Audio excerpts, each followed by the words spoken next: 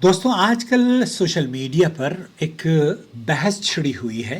पाकिस्तान में शेख नौजवान कारी हैं सुबैल इकराम साहब। उनकी कुरान करीम की तरावी की जो नशरियात हैं बड़े पैमाने पर मकबूल हो रही हैं, लोग पसंद कर रहे हैं, उसे देखते हैं और उसी पर लोगों ने चर्चा करनी शुरू कर दी है। बहुत सारे लोगों का कहना ये है कि इस पैमाने पर इसे नशर करना दुरुस्त नहीं है और इसमें रियाकारी का शायबा तो नहीं है, ये उनका नज़रिया है।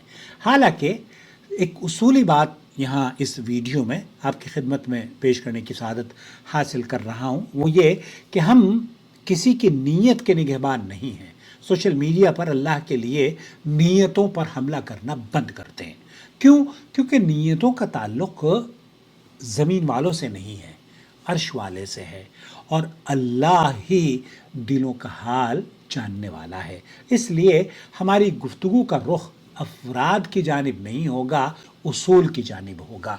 दोस्तों, भाई और बहनों, बाज़ अहले दिल को ये महसूस हुआ कि जब कैमरों की तादाद बढ़नी शुरू हो गई तो उन्हें खदशात पैदा होने, उनके दिलों में वसवसे पैदा होने शुरू हो गए।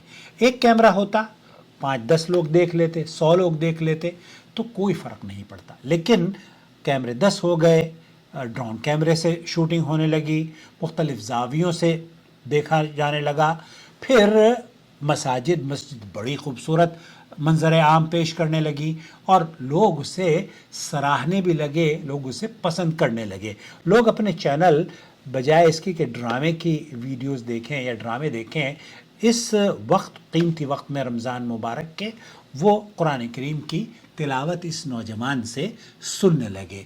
दरअसल ये कुरान करीम की वो तिलावत है और वो अंदाज़ है कि जब एक मरतबा कानों में पड़ जाए तो वो कानों को बहुत प्यारी और बहुत लुभाती है, बहुत अच्छी लगती है। मैं आपको बताऊं, जब मैं 1980s में यहाँ आया सऊदी अरब में, तो इज़ाअतुल कुरान करीम पर भी मिस्र के कारियों की आवाज़ गूंजा करती थी। लेकिन शेख सुदेस, शेख सऊद शुरेम और सऊदी अरब के उलमा और मशाइख के जो अंदाज़ है कुरान करीम का, हिजाज़ी या नजदी अंदाज़, उसने वो सब्स्टिट्यूट दिया उस तरीक़े को जो मिस्र के क़ुर्रा का था। अच्छा, ये फिर सऊदी अरब के कारियों की आवाज़ पूरी दुनिया में गूंजने लगी और यही अंदाज़ है शेख सुबैल का कि उसी अंदाज से उन्हें मकबूलियत हासिल होती जा रही है। पाकिस्तान में ये कोई पहला आदमी नहीं है, मैं समझता हूँ। QTV पर भी एक मैं देख रहा था, कई ऐसे कारी आते हैं, लेकिन प्रॉब्लम क्या है शेख सुबैल में और उन क़ुर्रा में, वो उनको आप सुने कि आलमून तालमून इस तरीके से तेज़ी से पढ़ते रहेंगे, उसकी खुद की समझ में नहीं आता, पढ़ने वाले की, पीछे वाले की क्या समझ में आता होगा। वो तो खड़े होते हैं ऐसे कि उन्हें कुछ पता नहीं चलता कि कुरान करीम में अल्लाह रब्बुल आलमीन क्या कह रहा है। शेख सुदैस हैं, 40 साल हो गए इमाम काबा हैं, 40 साल से हर साल कुरान करीम की तिलावत करते हैं, लेकिन हर साल कुरान करीम की बाज़ आयात पे रो देते हैं। ऐसा लगता है जैसे आज ही पढ़ रहे हों। तो ये बच्चा भी, ये नौजवान भी कुरान करीम जब पढ़ता है तो लज्जत हासिल होती है, कानों को मानूस बहुत अच्छा लगता है, लोग सुनते हैं। तो कुरान करीम का सुनना ये एक मुबारक अमल है। लोगों को कुरान करीम की गैर शऊरी तौर पर आप उनको दावत दे रहे हैं, ये एक मुबारक दावत है। इसे बहस का मौजू नहीं बनाना चाहिए। और रमज़ानुल मुबारक दिलों को जोड़ने का महीना है, इबादत करने का महीना है, अल्लाह की रज़ा हासिल करने का महीना है। ये तोड़ फोड़ का महीना नहीं है, ये बहस व मुबाहसे का महीना नहीं है। हम बरसों से देख रहे हैं कि सऊदी अरब में मशाइख और उलमा, बल्कि हरमैन की कुरान करीम की तिलावतें पूरी दुनिया में मशहूर है। इसी तरीके से हज के मनाजिर पूरी दुनिया में देखे जाते हैं, आलमी नशरियात इदारे शरीक होते हैं और सैकड़ों कैमरे उन्हें रिकॉर्ड करके नशर कर रहे होते हैं। इसी तरीके से हर साल हमारे बड़े बड़े जो इदारे हैं, हिंद पाक के बड़ी बड़ी तंजीमें, मदारिस की जो मदारिस चलाती हैं, उनके यहाँ बड़े बड़े कॉन्फ्रेंसेस, स्टेज पर 100-150 आदमी बैठकर लोगों को दीन की नसीहतें कर रहे होते हैं। कुरान करीम की तिलावत वहाँ पर होती है। कुरान करीम के साथ साथ नात, حمد اور نظمیں پڑھی جاتی ہیں، واعظ و نصیحت ہوتی ہے، حتیٰ کہ شیخ امام کعبہ اور امام مسجد نبوی بھی بعض مرتبہ اندرونی اور بیرونی علماء، وہاں پہ بیرون ممالک سے بھی علماء تشریف لاتے ہیں اور شریک ہوتے ہیں۔ مختلف چینلز پر انہیں نشر بھی کیا جاتا ہے، مختلف لوگ، لاکھوں لوگ انہیں دیکھتے ہیں۔ نمازیں بھی باقاعدہ طور پر نشر کی جاتی ہیں، پڑھی جاتی ہیں۔ میں خود ناچیز پچھلے دنوں دہلی میں تھا، تو آل انڈیا اہل حدیث کانفرنس میں شرکت ہوئی، وہاں امام مسجد نبوی نے مغرب اور عشاء کی نمازیں پڑھائی، تو خوبصورت تلاوت، لوگ جھوم اٹھے، لوگوں کو پسند آئی۔ کیوں؟ کیونکہ وہ قرآن کریم سننے کے لیے بے چین ہیں، انہیں کوئی ایسا قاری چاہیے جو انہیں سننے پر مجبور کر دے۔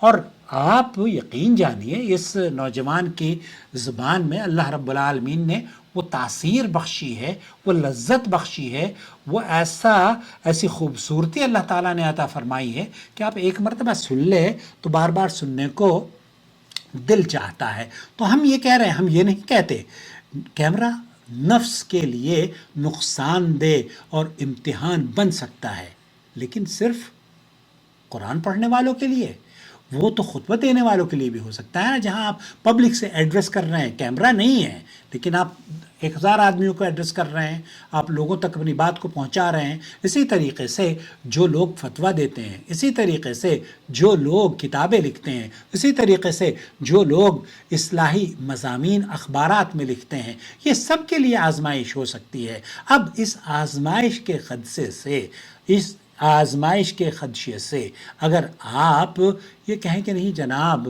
یہ حملہ ہے شیطان کا، آپ بند کر دیں، دروازہ بند کر دیں دعوت کا دروازہ بند کرنا یہ کوئی خیر کا پہلو نہیں ہوگا، بلکہ ہمیں یہ دیکھنا چاہیے کہ انما الاعمال بالنیات، یہ جو اصول اللہ کے رسول صلی اللہ علیہ وسلم نے ہمیں سکھایا ہے، یہ قیامت کی صبح تک جاری اور ساری رہے گا۔